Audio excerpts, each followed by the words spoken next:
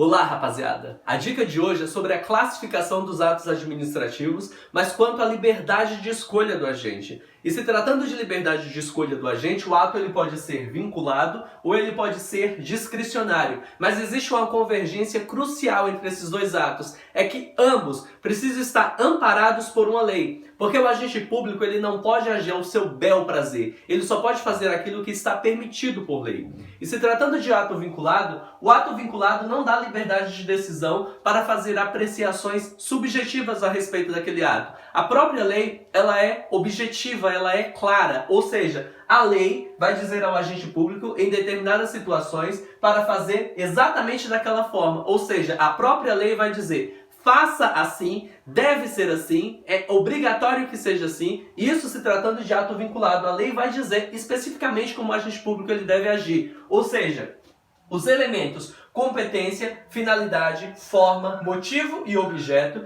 que também são conhecidos como requisitos do ato administrativo, são vinculados se tratando de ato vinculado. E como o agente público ele não pode fazer apreciações subjetivas no caso de conveniência e oportunidade, então um ato vinculado jamais poderá ser revogado pela administração pública. Poderá sim ser anulado em casos de ilegalidade, mas revogados jamais. O ato discricionário é aquele ato praticado pelo agente público com liberdade de decisão, ou seja, ele pode decidir por questões subjetivas de conveniência e oportunidade. Mas essa conveniência e oportunidade, ela não é absoluta. Por quê? Porque a própria lei também vai dizer para o agente público que pode agir de determinadas formas, ou seja, a própria lei vai dizer: faça assim, ou você pode fazer assim, ou também você pode fazer assim, mas precisa estar dentro da lei. O agente público não pode agir fora da lei, porque aí se trata de arbitrariedade.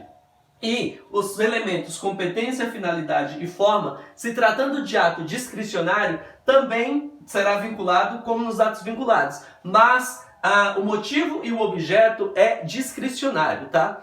E um elemento clássico de ato vinculado e ato discricionário é a licença paternidade, por exemplo, no ato vinculado. A licença paternidade, quando o servidor ele tem um filho, a administração pública ela não pode decidir por questões de conveniência e oportunidade. Se o servidor ele teve um filho, é obrigação da administração dar a licença paternidade para o servidor. E nos casos de ato discricionário, podemos colocar a licença para tratar de assuntos pessoais. Ou seja, a própria lei ela vai dizer, a cada quinquênio, o servidor público poderá tirar até 3 anos para tratar de licenças de interesses pessoais. Mas a lei também fala que é a critério da administração, ou seja, ela vai decidir por questões de mérito, neste caso de conveniência e oportunidade, se dará aquela licença ao servidor público, ou seja, se dará aquela licença para tratar de assuntos de interesses pessoais, porque a própria lei dá um embasamento para a administração pública decidir a respeito deste ato.